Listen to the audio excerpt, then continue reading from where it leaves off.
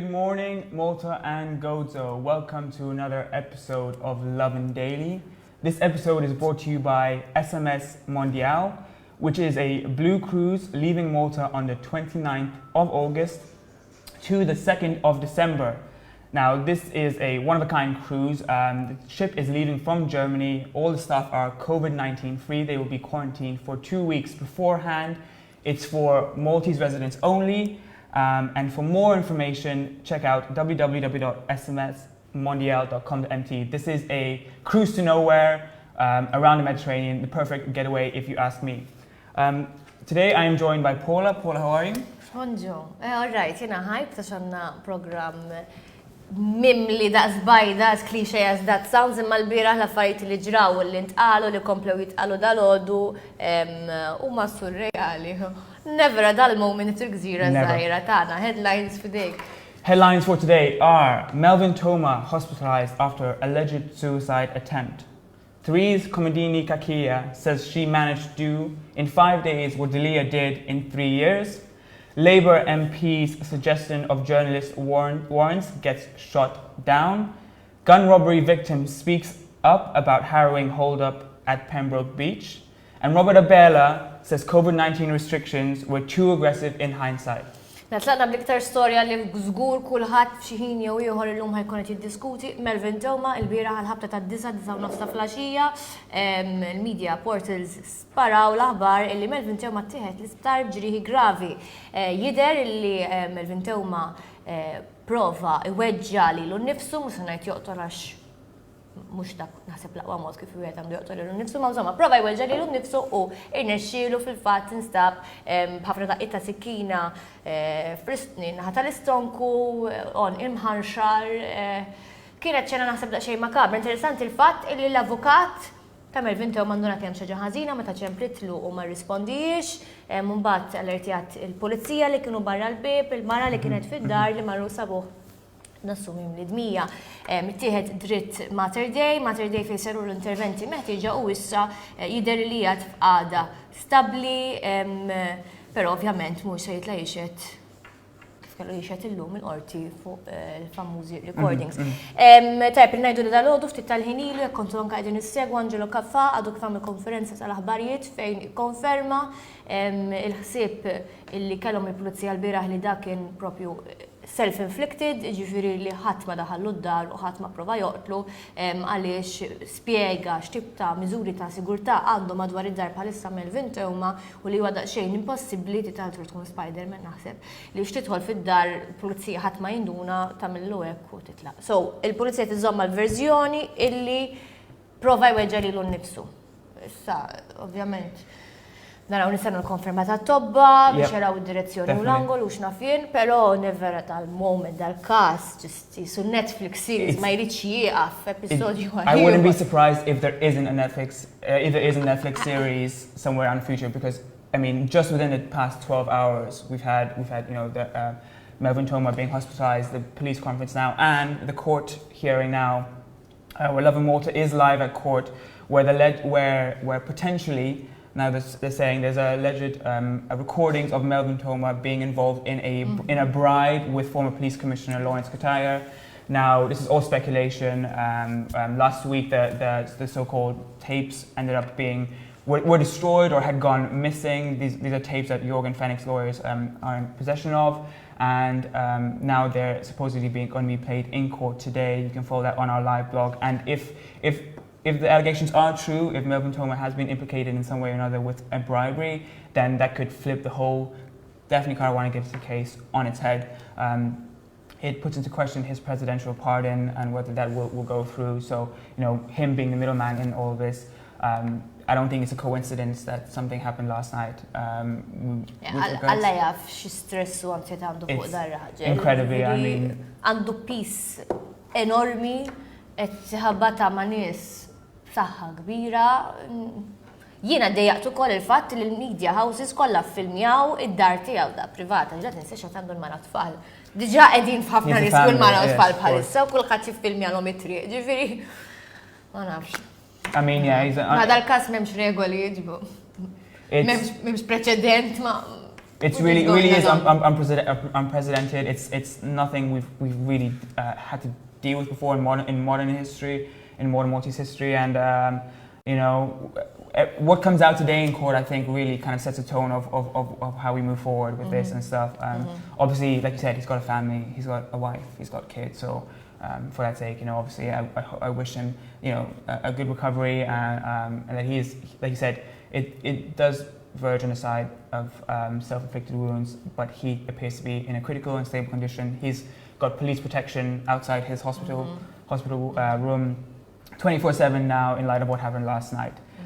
Moving on to our next story, Therese Comodini Cachia says she managed to do in 5 days what Delia did in 3 years. Now, Comodini Cachia, who is leading the majority group against opposition leader Aidan Delia, was referring to a poll published on Sunday which shows that she has the same trust ratings as Aidan Delia, so they both sit at 13% compared to Prime Minister Robert Abela. This was something she discussed in a Lovin Malta interview, and you know, I don't think it's particularly great news having 13% trust rating, but I think on her part she's trying to make the point that what she's managed to achieve in 5 days is what Aidan Delia did in 3 years. Now, our poll is a great representation of a person, of someone's, you know, ability to lead and stuff. I'm not entirely sure. I think she's being a bit cheeky, ġifieri il-fatt li tipprova tieħu il-mertu tal-poll li kien hemm fejn poġġita kważi ras imbras ma' Delia, ma nemminx li huwa għax hemm daqstant nazzjonalisti li għandhom fiduċja f'Therese per se.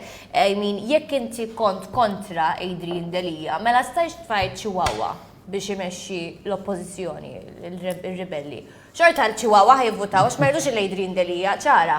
Ġifieri fil-waqt li ma nixtieqx niskredita lil Therese anke fil-fatt li għamara fil-politika u għandna inħeġġuhom li jkomplu jiżdiedu, ma naħsibx li huwa le għax intażlet Therese li kellhom dawn il-13% rating fiha. Kwi ma nifraħx bihom għax dik hija lose-lose scenario għal ġiex fazzjonijiet, għax kieku hemm fazzjoni li forsi għandha daqsxejn iktar popolarità mill-oħra, mela kieku jien nazzjonalist ngħid forsi kulħadd jingħaqad wara dan maġġoranza b'xi mod inġaħħuha, imma split minn nofs bad news. And it's not only that they're splitting with PN, but also with MZPN, the youth group who you know are now facing disciplinary action for speaking out against Aidan Delia and asking for leadership change. I mean, they had uploaded a video and a couple of posts expressing this, and then when they were told to take it down, they refused. Now the PN is going to take disciplinary action from that. I mean, as someone involved in political parties, what do you make of their decision to go against? Diffiċli għaliex iż-żgħażagħ huma l-iktar organu mhux ġistajda di importanti għaliex iż-żgħażagħ l-MZPN huma suppost il-kandidati għall-elezzjoni li jmiss, il-Parlament tal-elezzjoni li jmiss jew ta' wara. Ġifieri ara ma niġix naħat. Le ma nemminx li MZPN nagħmlu sew ħarġu stqarrija l-administration tagħhom qaltilhom ħadd ma joħroġ stqarrijiet. Dan kien hemm xejn iżomm il-membri individwali milli jmorru fuq Facebook u jaqraw li jidhru inżel minn hemm u ħadd ma seta' jgħidulhom xejn. Ġifieri abbużaw mill-pożizzjoni tagħhom anke fid-dawl il-partit suppost huwa wieħed u li kulħadd għandu jiġbed ħabel wieħed. Min-naħa l-oħra li tieħu azzjoni disciplinarji kontra dal-organu kif spjegajt tant importanti hija mossa kera immens. Għaxa minn xetti protajt, ħangerrex il-ftit zazah l-għandi miħaj. Jien nemmen li mistom stennew il-konferenza ġenerali tal-MZPN li jmiss, mbagħad iġelu għam ibidlu l-membri. Forsi kont b'xi mod pul-pulit ġelhom jersqu. Imma qegħdin jikkonfrontaw wisq il-xulxin u qed ikomplu kissru l-ftit li hemm, which is sad. I agree. U ħanaddu l-istorja li jmiss. Melvin Theuma bil-PN, naħseb il-deputati tal-Partit Laburista tħossuhom ftit minsija, imma ovvjament il-membru parlamentari Jean-Claude Mikallef, li hija fil-medja ħafna, jirnexxielu ikun fuq il-headlines alla volja not for the right reasons, once again, imma għall-inqas bad press is still press, right? Jissemma ismu. Mela, xed nirreferi il-biraħ fil-Parlament, kien hemm diskussjoni dwar broadcasting bill, Jean-Claude Mikallef bħala persuna ġej mid-dinja tal-medja daw li kien jippreżenta magazine programs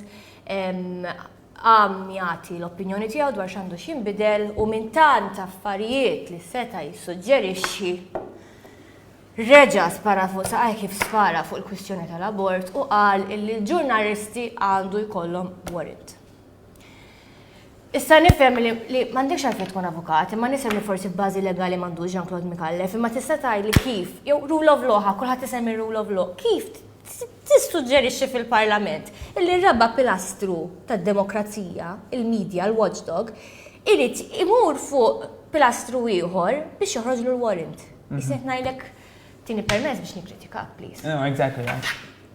Ma tagħmilx sens. Issa seta' jipproponi affarijiet oħra bħal naf tribunal illi meta jkun hemm każijiet ta' libel jinstemaw fi żmien ġimgħa pereżempju, illi jkun hemm definizzjoni ċara ta' x'inhu ġurnalist dawn huma kollha nuqqasijiet fis-sistema legali tagħna. Imma fġieħ il-bambin. Please, jien hemm qed jagħmel apposta. Jien nemmen qed jagħmel apposta biex jissemma biex ikun populistu biex jintoġob mal-kostitwenti tiegħu. Għaliex jekk le hija tal-mistħija li hemm membru parlamentari ta' din il-kwalità fil-Parlament ta' Malta. I think a lot of people share, the same sentiment as you actually. I mean, yesterday, everyone from university lecturers to activists and politicians spoke up against this. I mean, this isn't the first time it's been mentioned that journalists should be regulated and have a warrant to carry out their job. But I mean, it's a complete infringement of free speech and the four pillars of democracy, and it is actually absurd. Now, I mean, whether he's doing it to be for press to be in the limelight again, or he's just unaware of what he's saying, I don't know, but it's absolutely ridiculous. You should be aware of what you're saying. You're speaking in Parliament. Exactly, 100%. I mean, it's ridiculous, and it isn't the first time this issue has been brought up. Though it's been brought up in the past, and every time it's more ridiculous now than ever that it's being brought up again and again. So let's move on swiftly and forget that that ever happened. Exactly. In kind of a strange and unheard of in Malta, a gun robbery victim speaks up about his harrowing experience at a Pembroke Beach hold-up. I mean, you don't hear much of gun crime in Malta, especially in a place like Pembroke. These victims were foreigners as well. And they actually thanked the police incredibly for the stern work in dealing with the situation. The two people who pulled the guns were eventually caught. This happened a couple of days ago, and I find it incredibly strange that in broad daylight, it was at 3:20 p.m. that this happened. People pulled up a gun and at a beach and were requesting money from them. I don't know. I find it very strange to hear gun crime in Malta. It's not something we're used to. Ġifirina minn Pembroke, jina nifhem li tal-biża timxi f'Pembroke fil-għaxija għax toqtolu titfen. Imma li fit-3 nofsinhar, dej il-baħar fejn hemm min-nies, ikun hemm grupp ta' 4 għax mill-jidher kienu arrestati 4 min-nies, raġel ta' 46 sena mill-Ħamrun, raġel ta' 64 sena minn Taslima, raġel ta' 61 sena li huwa Taljan u raġel ieħor ta' 46 sena mill-Ħamrun. F'daw l-4 Maltin jew 3 Maltin, qas tista' jdaw barranin ġabu l-kultura tagħhom hawnhekk. This is crazy. No, it's absolutely insane. I mean, Tom u jiġi xi ħadd bil-ġismu ma' rasek.